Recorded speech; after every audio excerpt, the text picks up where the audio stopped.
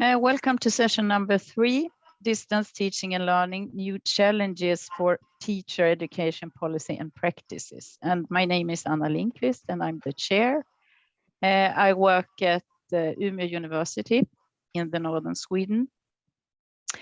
And we will begin with our 3 presentations, 20 minutes each, and questions and discussions will be allowed at the end of the session, the last 30 minutes. And if you want to ask a question, please use the chat function and write the question you wish to ask. Okay. I forgot to say good morning, but welcome. Good morning and welcome. Good morning. Yes, I think we will start at once. So I want to introduce Nataliia and Petra and Klaudia, and they are going to present the international project IPC, Distance Learning and Internationalization in Teacher Training. Okay, thank you. Good morning to everyone from my side as well. And yes, we will introduce you to a very unique online project to foster internationalization in teacher training. And the name is International Project, short IPC. And if Petra is changing slides, thank you. And here's, I will give you a short peek on the outline. I first want to explain the idea of the IPC project. I want to tell you a little bit about history and the current partners. Then I introduce the didactical formats that developed over the time. And then Petra and Nataliia will continue with the goal and objectivities of the IPC, the competences students are provided with, and they will show an example of students' presentations of the last semester, of a project in the last semester, and finally there will be some remarks on practicalities, and the evaluation of the project and the research we did on the project. Yeah, then I start with the introduction. There are many challenges, global challenges, that already reflect in our schools. Societies and economies became more and more intertwined. Mobility, migration refluxes influence the education systems as well as daily teaching and learning. And we face ethnic and religious tensions, and we have to deal with massive changes and problems in the environment, which also affect teaching at school. And the cultural and social diversity is present in our classrooms, as well as inclusive education. And from an international perspective, we all share a lot of communalities and a lot of problems at the same time.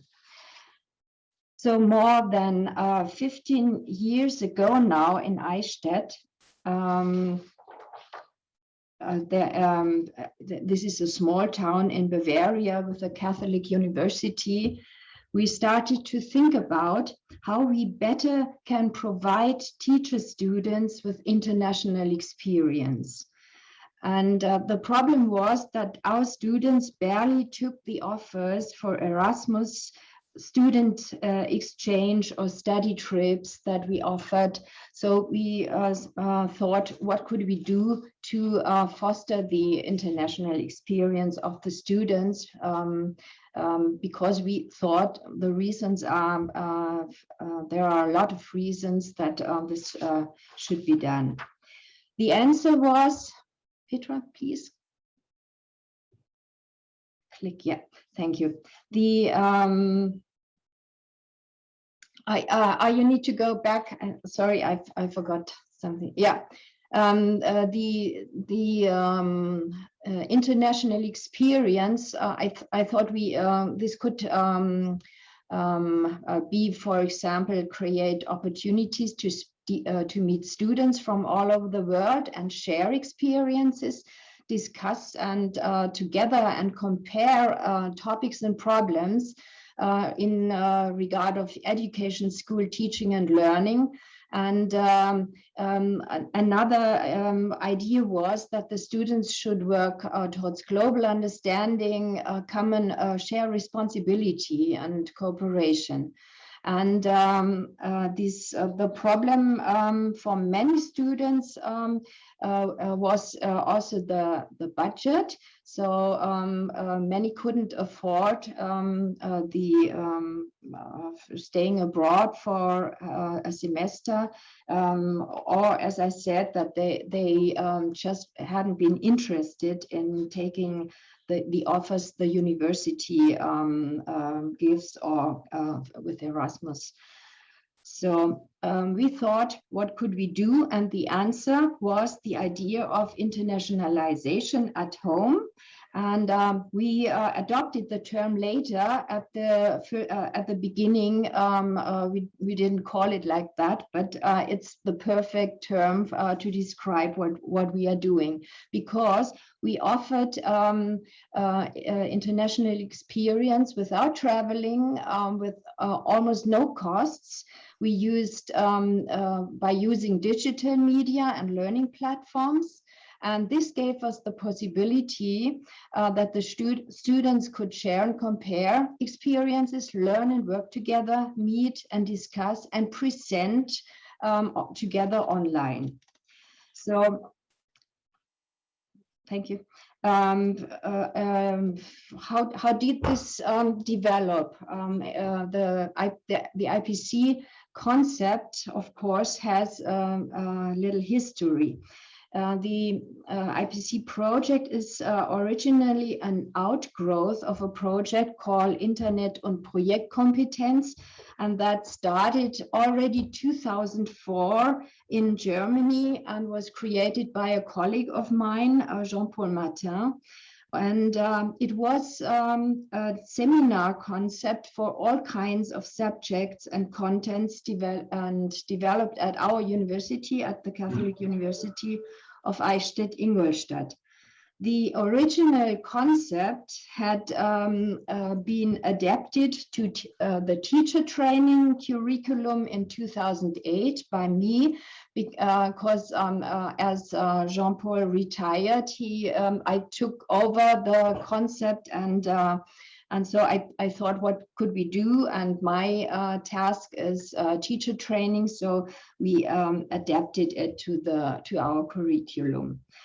Then we tested the concept first with a colleague from Bulgaria, and then I found more colleagues, one in North Carolina, in Charlotte, so we always improved and tried new things, and but it's really a while that we now have experience with it, since 2008. So we really can look back and talk a little bit about advantages, problems, and so on.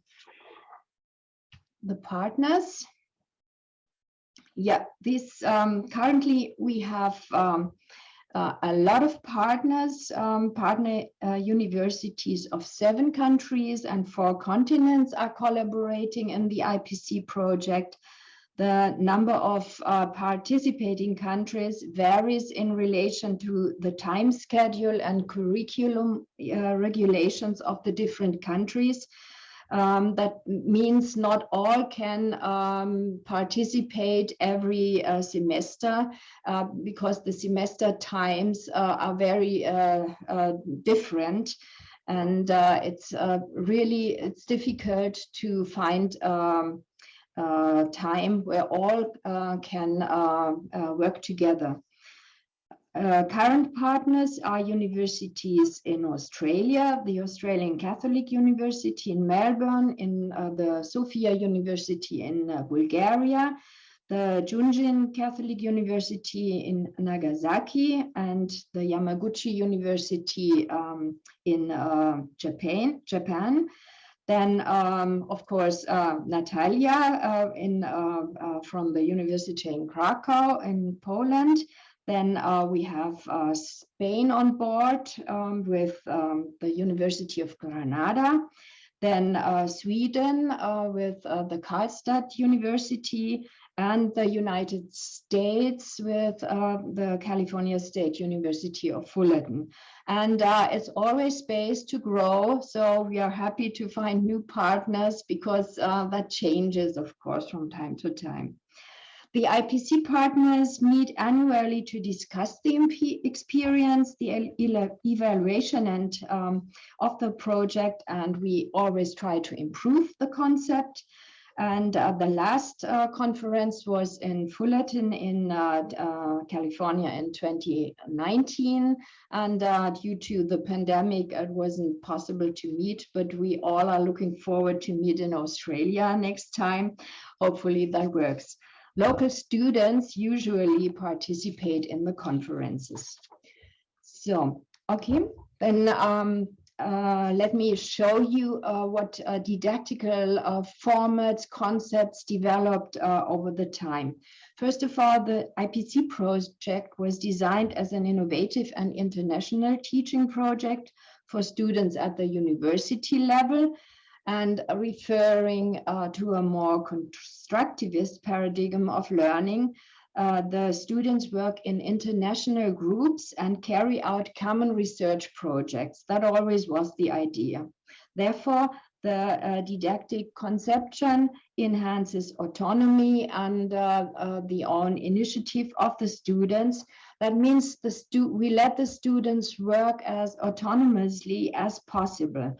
And this is organizing their own project in the class is a learning process for the students, but it's always enhanced by support and guidance from the instructors. That doesn't mean that we don't have a structure for the class. That depends if we have freshmen, younger students, or more experienced students. So we change the concept of the plan and the structure of the projects referring to the students' experience.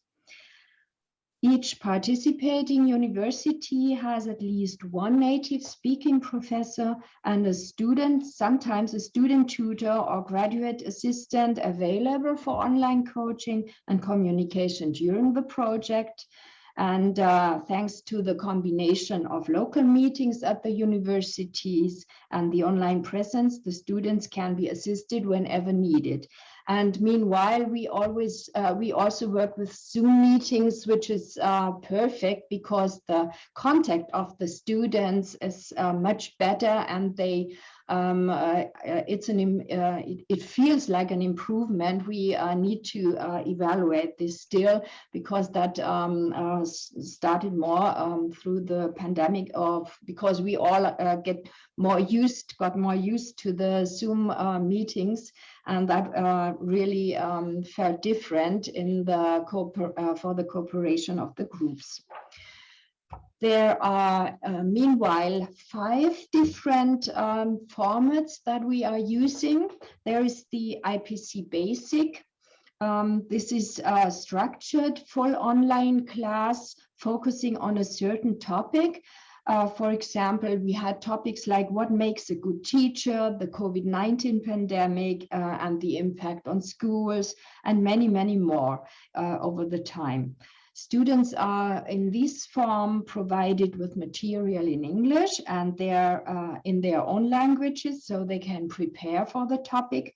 They research for resources on the topic in the internet and discuss and work together on tasks in international groups. So we often give them tasks that they can work on in the groups.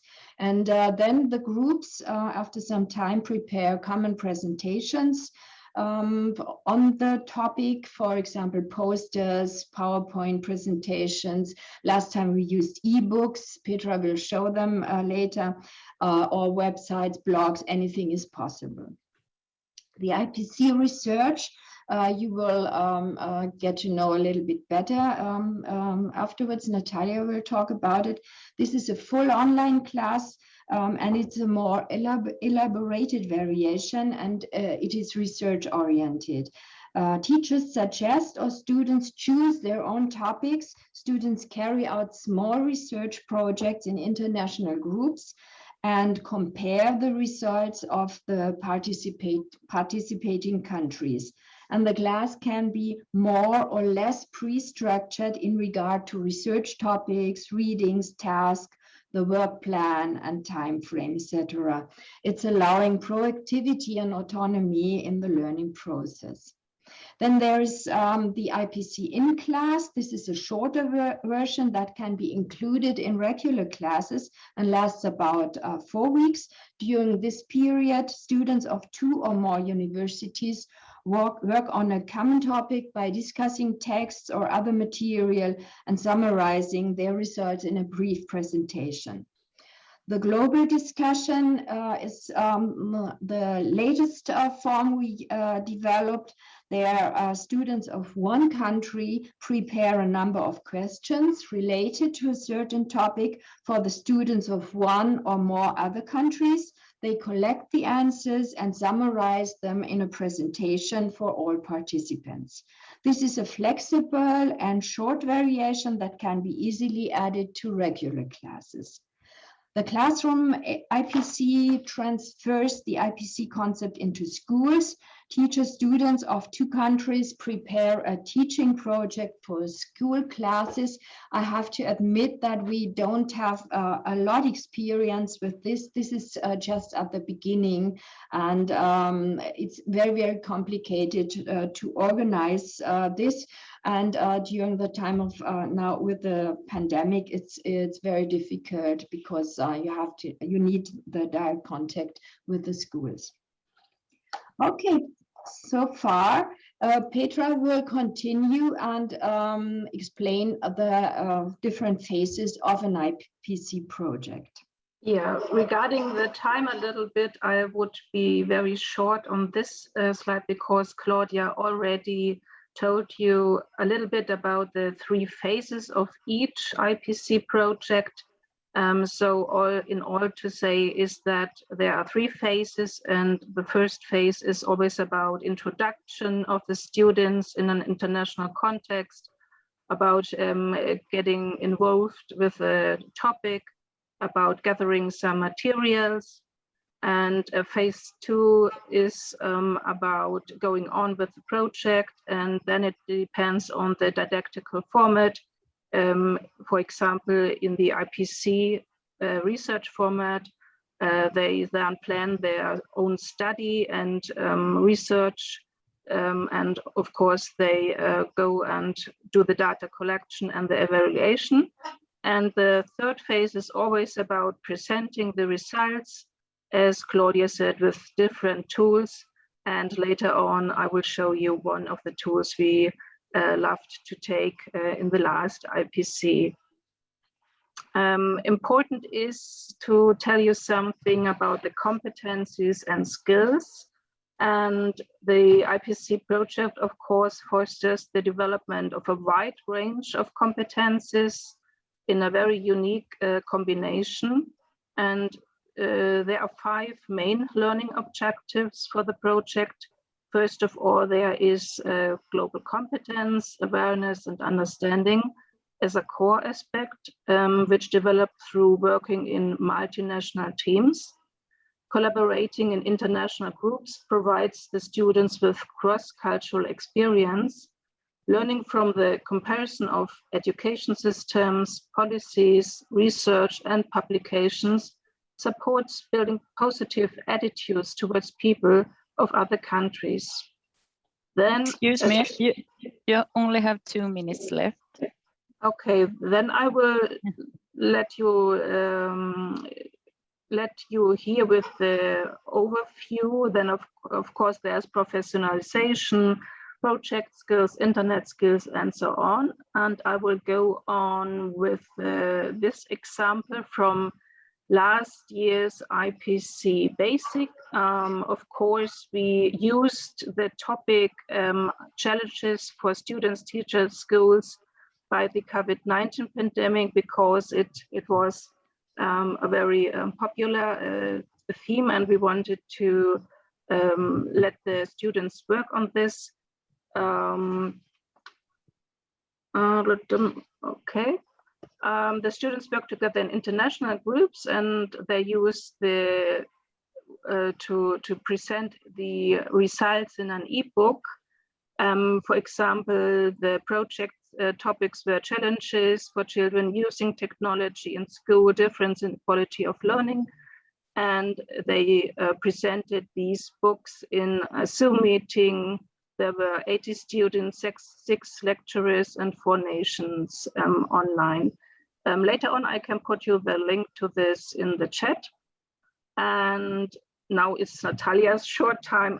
Sorry, Nataliia. Maybe you want to talk about our IPC research. It's my very big honor and great pleasure to cooperate with Professor Klaudia Schultheis and Dr. Petra Hiebl and Sina Vesta and all IPC team during the last 2 editions of the IPC project. So I'd like to introduce you to the realization of this year research IPC course in which participated students from Germany and from Poland, I mean Catholic University of Eisenstadt, Ingolstadt, and Pedagogical University of Krakow. So as you can see, the main purpose of this virtual IPC research course was to learn how schools, though they are leaders, support children's resilience during COVID-19. Because it's known that school leaders play a key role in operationalization of policy, strategy, and vision of the school. Petra, please, next one. Students worked in international team. They together prepared questions and conducted interviews with school leaders, both in German and Poland, with aim to consider leadership views on risk and supports to children's resilience during COVID-19, including strategies that schools have been able to engage with and recommendation for future pandemic.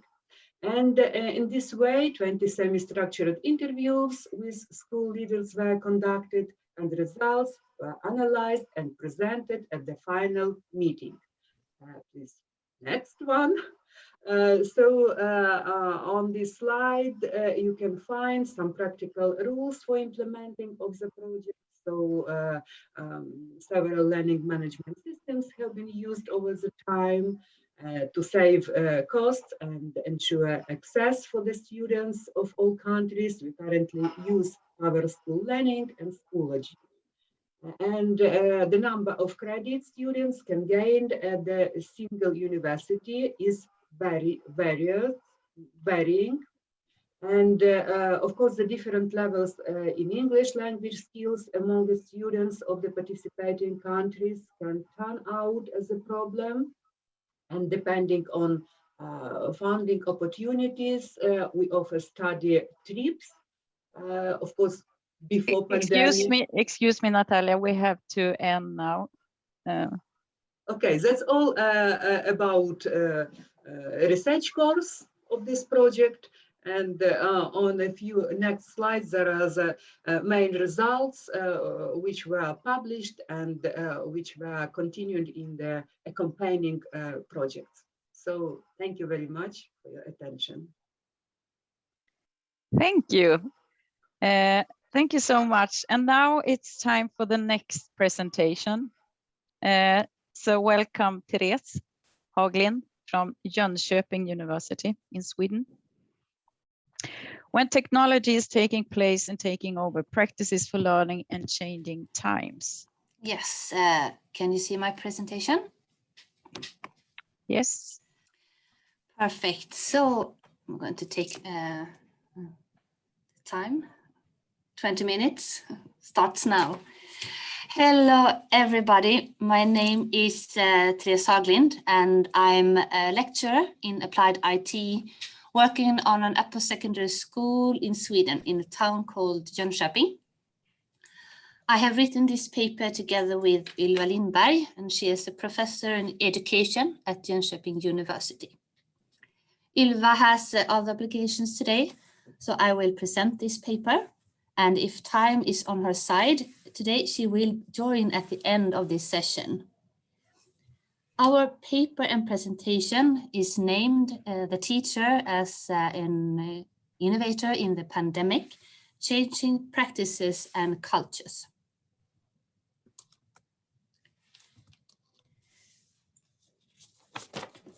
Okay, this is a cooperation between an upper secondary school and Jönköping University. The data collection consists of retrospective teacher narratives of the transition toward remote learning. That means from traditional education in the classroom to a rapid constructed remote education. 52 individual narratives were collected. To help the participants start writing, guiding questions were distributed, addressing the following areas: emotions during the moment of transition, actions to convert to remote teaching, experience regarding facilitations and hindrances during the process, and observations regarding themselves and reactions from colleagues and students.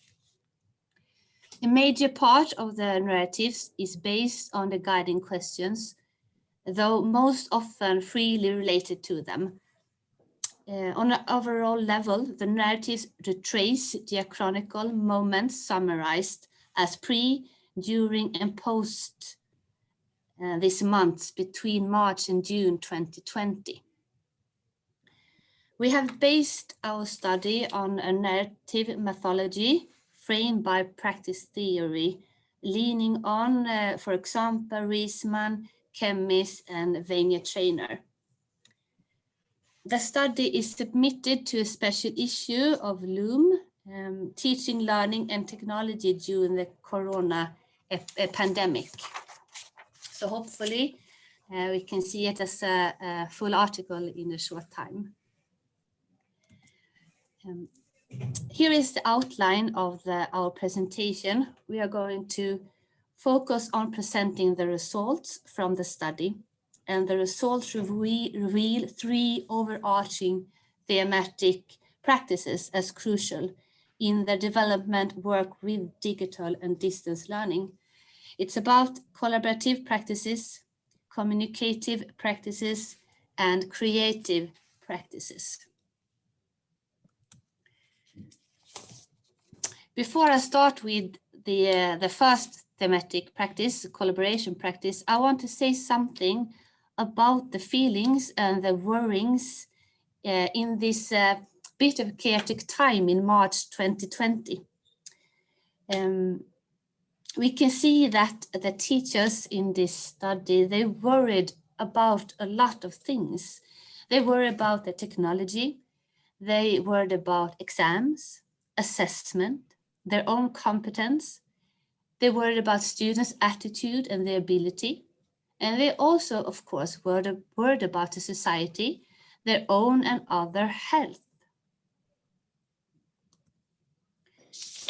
I also want to present this. In the narratives, we found that the teachers' attitudes and feelings were very complex. It reflects in the narrative through emotional variations from very negative to very positive extremes. And we use this information like a backdrop to the social practices that we identified in the narratives.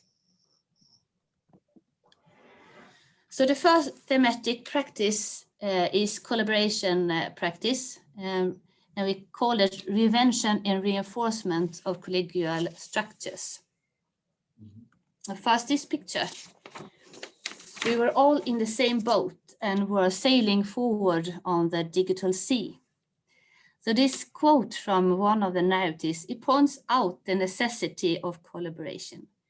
The teachers, they were all put in a new situation in the same boat, and they had to work together to sail on the digital sea. We could see that we found an evolution of both vertical and horizontal collaborative practices. The school management undertook preparation before the shutdown, because we had a shutdown in March 2020 for upper secondary schools. And these activities led to that leaders at different levels arranged for organizational frame that established collaborative practices vertically, bottom up, from the teachers up to different leadership positions, and top down, from school conferences to workshops across subjects and down to hands-on work in subject teams.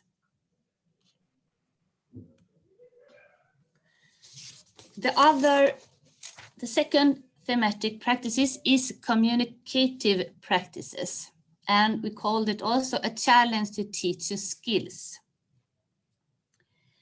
In regular upper secondary school settings, communication related to teaching and learning is centered to the classroom and framed by face-to-face interaction, wherein digital media tools and resources are embedded.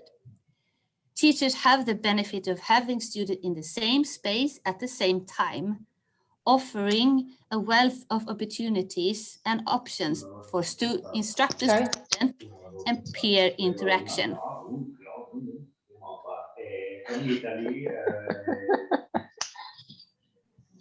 The transition to remote teaching. Tina, excuse me, you have to unmute. I'm sorry. Yes. Yeah, the transition to remote teaching disrupted these established communicative practices, as well as on the school and on its organizational communication in times of intense technology appropriation. And questions regarding what, when, and how to communicate that previously were not central issues or taken for granted became the focus of attention. Some examples from the narratives regarding communicative practices. You invite them, of course, to choose another background, but despite that, they choose not to show the image, so this teacher couldn't see the students' faces. What I'm usually able to understand from facial expressions and body language in the classroom, and what has helped me to capture reactions of different kinds, has been something that I had to work without. And I could ask questions, but few answered. And when the raise hand function occurred, we used Teams, it became easier to distribute the word and also to observe who among the students that were attentive, more attentive. So this communicative practice has really been changed and put in perhaps a special light, because it wasn't that easy in the beginning. We identified also here an evolution of communicative practices and in this increasingly digitalized environment. The teaching staff at the school managed to change analog practice into digital practice that included bi- and multilateral communication carried out both in synchronous and asynchronous ways. While the organization seemed to have adopted a structuring strategy for collaborative practices in the transition, the communication aspect does not appear in the narratives as a suspect to a strategical reflection, which in many cases led to that the management of communication took valuable time from teachers' work with developing adequate digital pedagogical designs. So a lot of time was focusing on how to deal with the communication parts.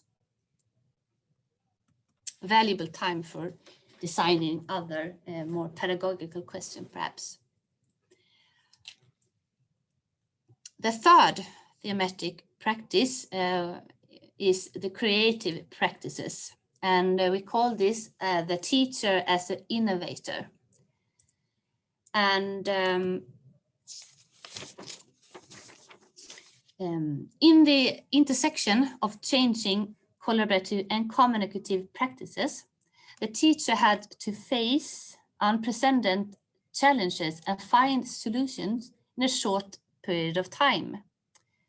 And this circumstance prompted teachers to test and try out new ways of doing the tools.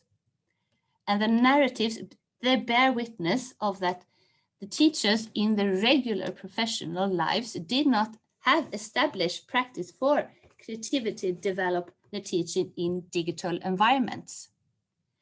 And this transition was perceived as abrupt and urged teachers to develop creative skills and invent solutions in haste to immediate burning problems, such as how to conduct digital tests while avoiding cheating, designing assignments, and ensure fair and legal certain grades in an unexplored wasteland of digital practices.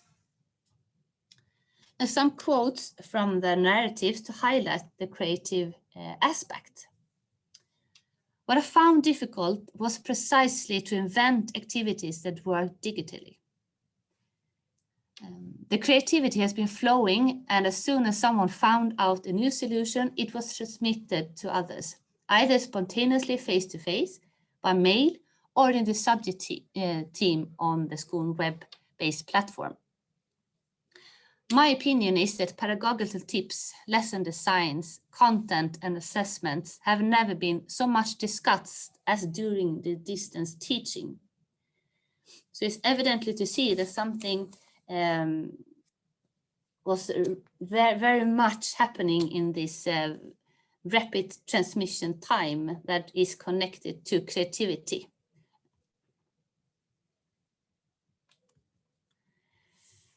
We also have this, the COVID-19 circumstances actualized how teachers' creative and intensive ideas constantly are generating value in education. In the narratives, teachers retell the story of becoming productive in a new way and creating concrete solutions that made a difference. And thus, the teacher role was transformed from perhaps passive, receiving, executing, valuable positionings to an active, organizing, creative, and designing innovator of inclusive and social practices with digital tools and resources. And one quote from one of the narratives: the ability to adapt education in such a short time shows the power of the teaching staff to find solutions that worked and not to complain about the situation. Because as we recalled earlier, we were all sitting in the same boat, sailing on the digital sea.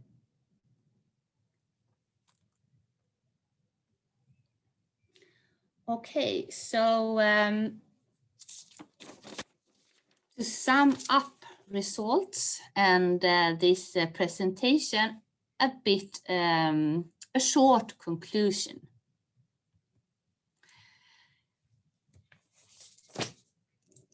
As I have been saying, this presentation, we found 3 thematic principles or practices: collaboration, communication, and creativity. And the findings show that one area in focus in the transition was the collaborative practices, that individuals and the institution elaborated in close relation to each other. The communicative practices, on the contrary, became a central focus on the teachers, while the school management seemed to have little support to offer in this specific area, even though the narratives express a need for strategic work with communication at different levels. Emerging creative practices are observed as a result of functional, collaborative, and communicative practices put in place generating innovating designs that could be applied in direct relation to ongoing teaching and partly maintained in a post-pandemic context. Our findings suggests that if these these practice categories are equally legitimized and nurtured within the organization and recognized by teachers, the conditions are propitious for relevant socio-technical school development and for teachers' continuous learning along their career. But these three practices, they are not static, but they are static. They're in constant moving, contributing to the building of a practice architecture that is modified and revised in relation to needs within and outside the institutional boundaries. So this CC model is also intended for supporting culture change within school and transformation of teachers' professional identity toward active creating, designing, learning, and innovating positionings.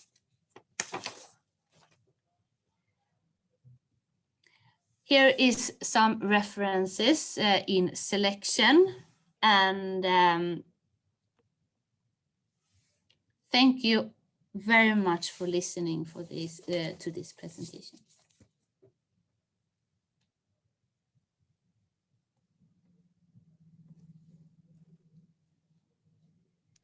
Thank you, Therése, for this presentation. And I think that we finally will have the last presentation and welcome Jesús. Incursion of ICT in distance teaching from COVID-19 in Spain. So welcome. Hello, good morning. I'm going to share my computer. Can you see my presentation? Yes, yes. Okay. Wait a moment. Okay, perfect. So good morning, and thank you very much for being here and to share all this presentation. I want to begin saying sorry because my English is not very fluent, but I'm going to present all the data of this research in the best way that I can. So this is a paper that is a part, of course, of a bigger research that we did 1 year before. And this research is also in the framework of other research that is a Loving Teachers project that we are developing now in the Autonomous University of Madrid. And I'm presenting this paper with other colleague, Enrique Alonso-Sainz of the same university. Well, first of all, I want to share a framework that I understand that is all of us know, that specifically in Spanish schools were closed their doors on March 11th, 1 year before, and worldwide we can know that where 1,800 million students were affected for a COVID-19 crisis. And this scenario was and now is have a lot of implications on the effective exercise of the right to education. So this is maybe the main problem that we want to study with this big research. But in this paper, we are going to focus on specific the implications in ICT. And the question for us in this moment, in this framework 1 year ago, was what extent this fundamental right has been affected. So I'm for this reason, we try to identify the associated consequences and to think strategically about its reconstructions. That I think that everybody around the world are now in the reconstructions of these kind of consequences.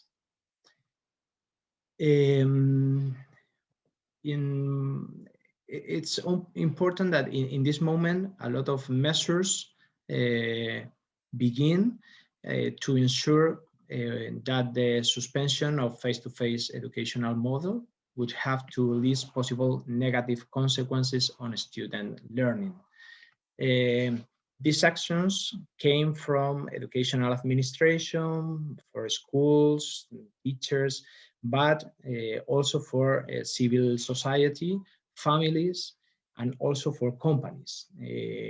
And here we are particularly interested in this paper, in the technologies companies and online platforms, and what was the role of these companies and online platforms in this crisis.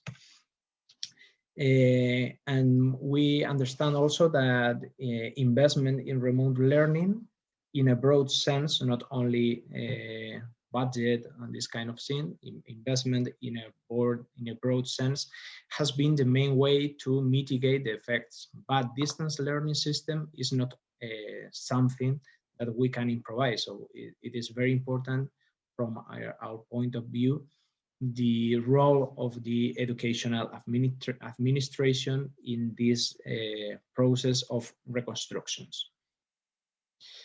Some starting presuppositions in this paper are that there is a social-cultural capital gap in our society that is transferred to the educational system sphere, and that but this is not the only gap.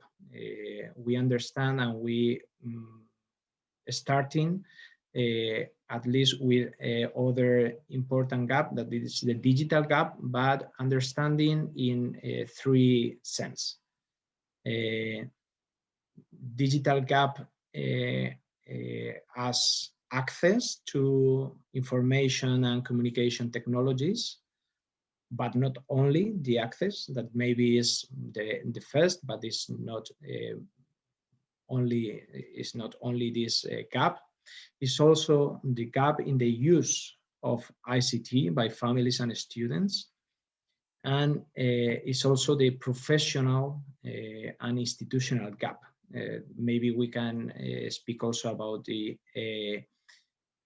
pedagogical use of ICT gap for teachers and for schools. So this is this kind of different digital gap are important in our presentation. A huge battery of mitigating measures has been activated globally, of course, including learning management system, massive open online course, system designing for use on cell phones, self-directed learning content, systems with a strong offline functionality, among others. So there were a lot of measures in this moment, but mitigating measures have paradoxically the potential to increase inequalities because their effects are very different. This educational application, platforms and resources aims to help family, teachers, schools, and the administration ensure student learning and provide social care. But these mitigation actions don't fully guarantee the right to education. So this is our starting presupposition, main starting presupposition in this paper. We developed this research, COVID-19 and distance learning 1 year ago with these researchers, with the goal to know how teachers and families are living the virtual learning experience. Specifically in this paper, we are interested in studying the incursions of ICT companies and their effects on the work of teachers during the period of school closures, the hybrid modalities, and what was to come.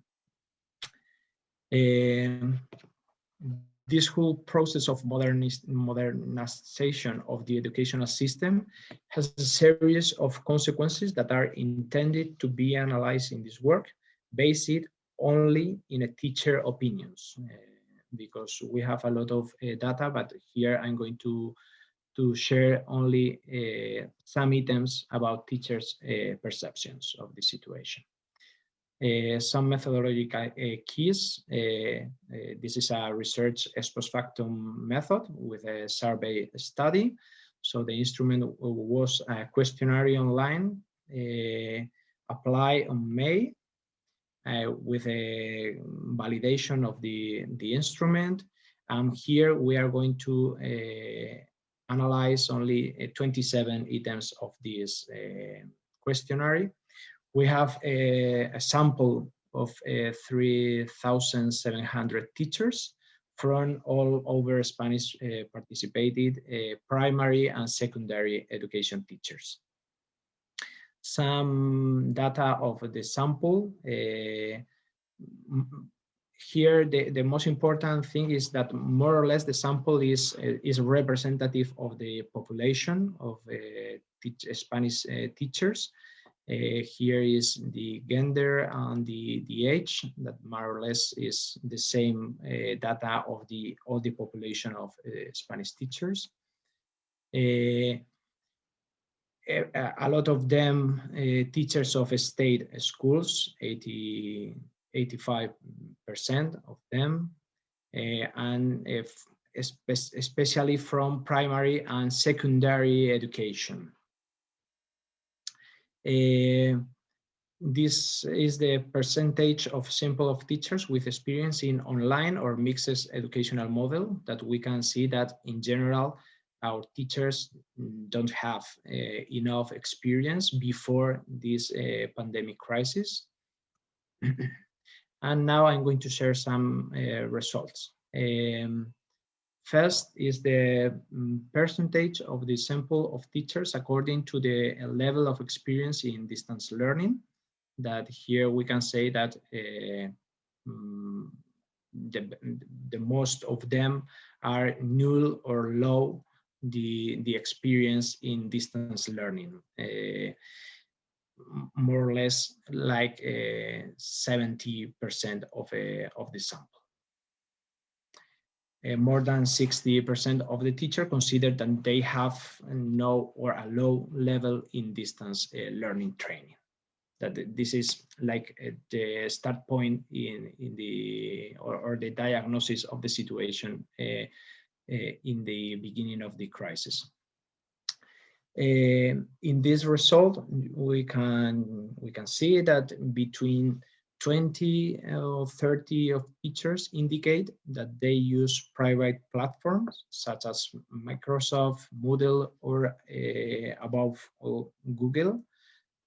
Google Classroom is a lot, and there are others that we thought that maybe was platforms given for the educational administration, but as we can see after, it's not exactly like this, but we can check that different private platforms were used for the teachers in Spain.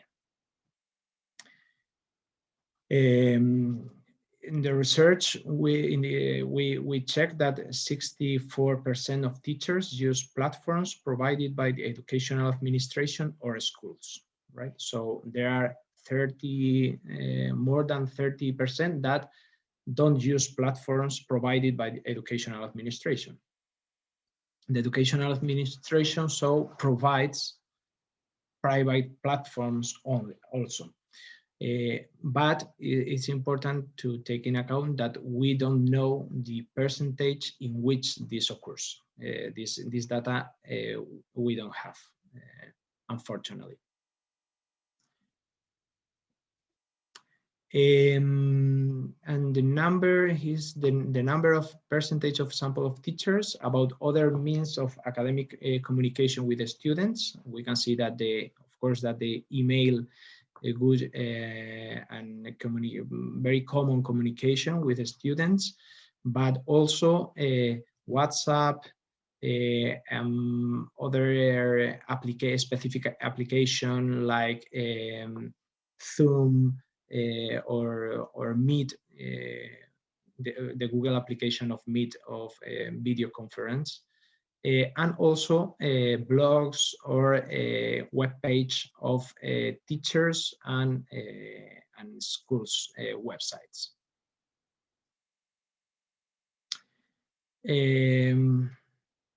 We ask also to teachers to what degree do they value the following aspect of the educational administration actions. And we can say that in general, all the perception were very bad or bad. In general, teachers in Spain value the administration actions bad or very bad. The normative or the regulation of the administration actions were very short. The administration tell things about this what have to do the teachers, but also the teacher training, because they perceive that they don't have a training to do well their job, and also the resources that they need. From our point of view, maybe the most important data is that the teacher training in a digital competence was very, very low.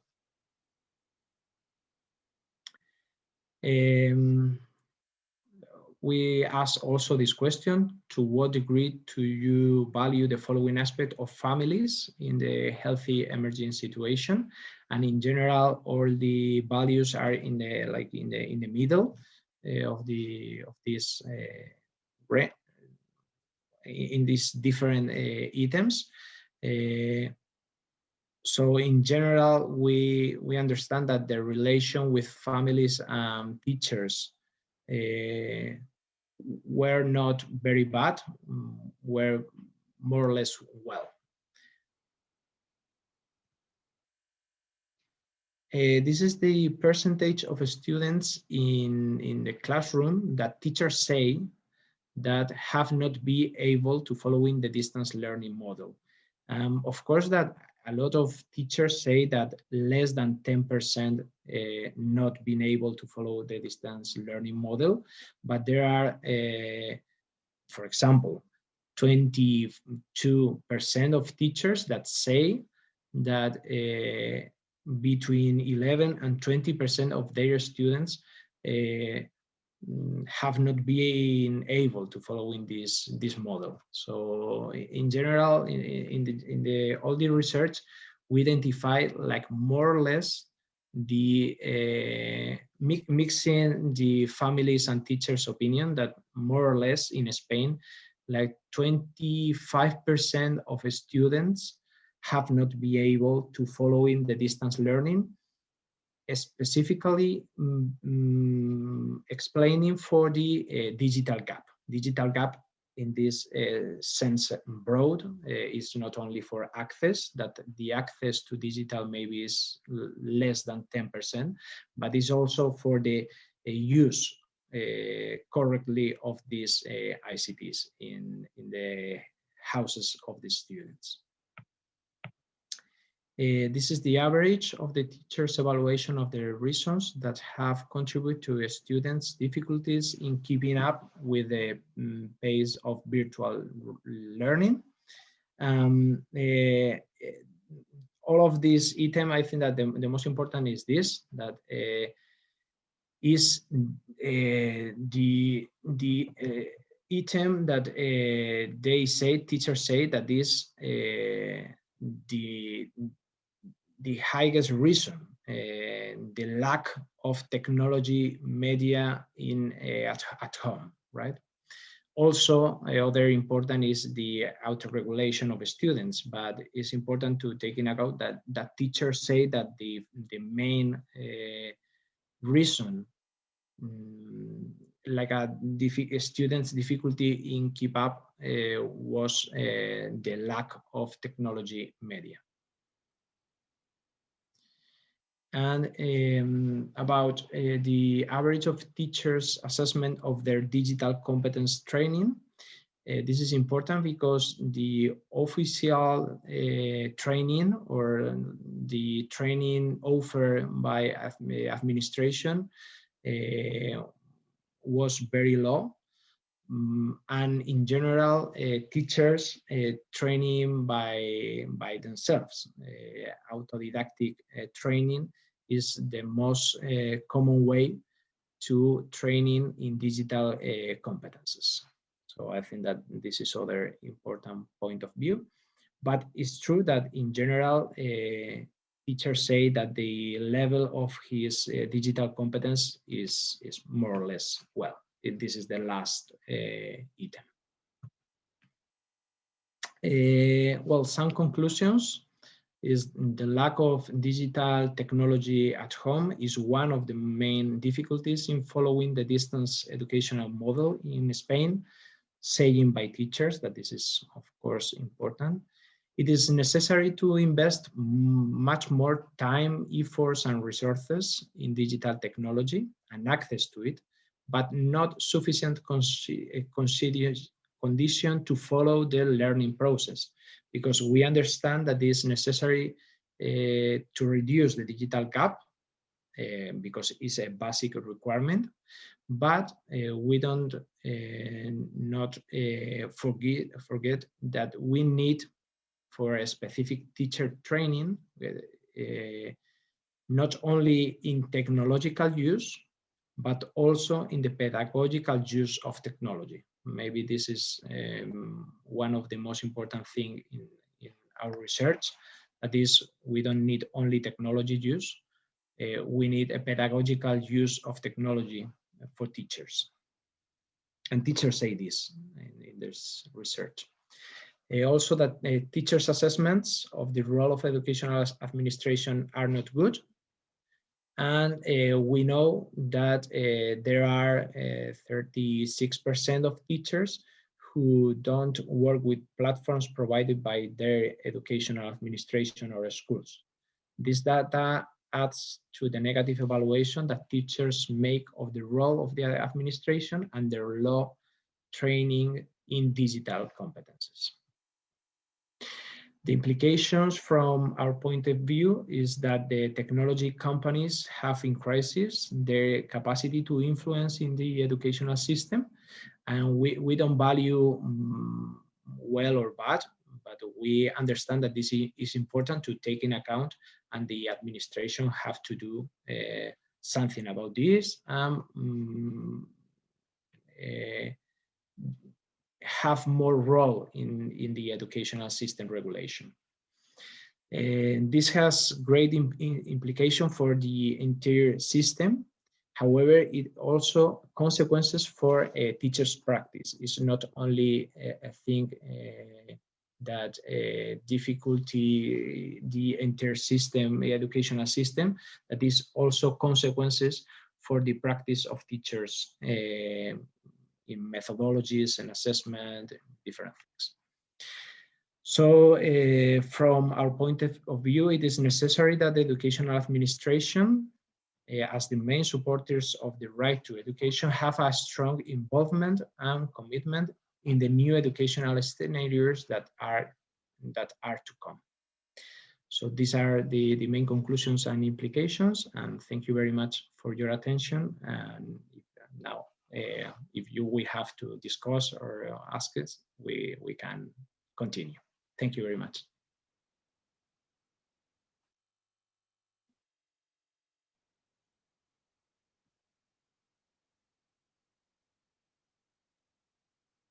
We cannot hear you, Anna. It's so difficult. with his microphone. Okay, thank you so much. Now we have time for questions. I can't see if we have any questions in the chat. No, there isn't any. But if you have questions, please raise your hand. I think it's okay because I can see everyone in this session. Someone who wants to ask a question.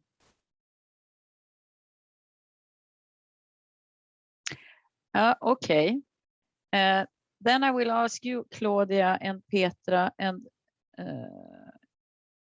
yes, if you have something that you want to add, because I had to interrupt your presentation after 20 minutes. Do you have something that you want to add that you didn't have the opportunity to tell us about?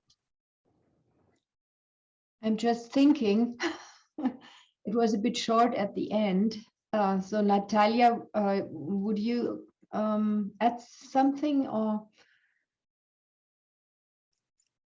I think it was very, very short, and but the main content we could present and tell you about.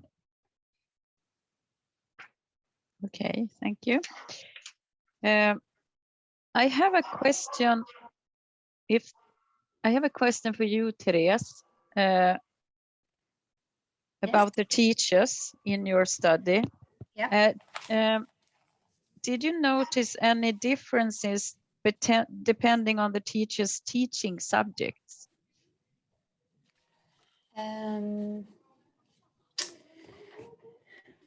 Yeah, a bit. We could see that, or perhaps more about the subject groups. The groups who teaching in a language had a bit easier adapting to these new situations, and teachers with the more math and chemistry, they had a bit more difficult adjusting to these new situations. A bit regarding to traditions in examinations and assessment, I would say. Did you have any teachers that were teaching creative subjects, or like music, dance? No, not art? at our school, No. but more like regular sports, that kind of teaching. And they also experienced a difficult time when the students weren't allowed to come to to school or sport arenas and such things. Also subjects in healthcare, for example, had difficulties. Okay, thank you. Someone else who want to ask a question? In my case, I'm interested in the paper of Nataliia and Klaudia around the question of the difference of the countries, because I understand that the actions of the different countries and the educational system and the cultural societies of these countries that are very interesting. That we work with, you have worked with Japan and with Granada here in Spain. So what is the implication of the difference of the actions of the countries for your project? If I can answer, this is the most interesting part for me in the IPC project, because it's you learn a lot about the different mentalities and the education systems, also information about that. And for the students, it is a really good experience because they have to adapt. They have to really get together and overcome the problems. And I remember one experience when we had the work on the topic critical thinking. So for Japanese people, this is they have a complete other understanding of critical thinking than we do. So it was really hard to find a common line and direction for the project. So at the end, I have to admit, we changed to another topic because there was they had too much discussion would be needed to get to a common IPC project. And I remember when the American students start each time they start to chat, and in the chats they don't need to write very complex sentences. They just chat like in WhatsApp and can easily write, and so that it's more spontaneous. And the American students often use slang expressions, and the others don't understand it. So the Americans, they recognized, we need to change our language, make it simpler, that Japanese students who really have problems with the English language can understand us. And so there's a lot of very interesting experiences we made in the IPC, from content to the real situation in the class.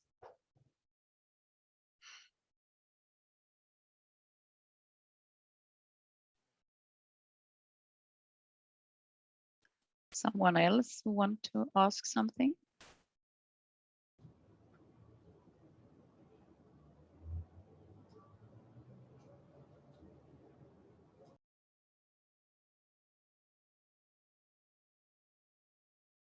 It doesn't seem like that. Okay, then I want to thank you all, both presenters and participants, for this session. And all three presentations that we have heard address questions about, as we said at the beginning, future challenges in education, for example, teachers' training and competencies, necessary knowledges and skills in teacher education practice, and quality of teaching and learning, and consequences for the teacher during this period. And also, if we think forward, it will be very interesting to see what happens. And I'm thinking of all the children and young people that are. Yes. Okay. So I just want to say thank you to you all, and I hope I will meet you sometime in real life. Yes. Bye-bye. Thank you. Thank you very much. Thank you.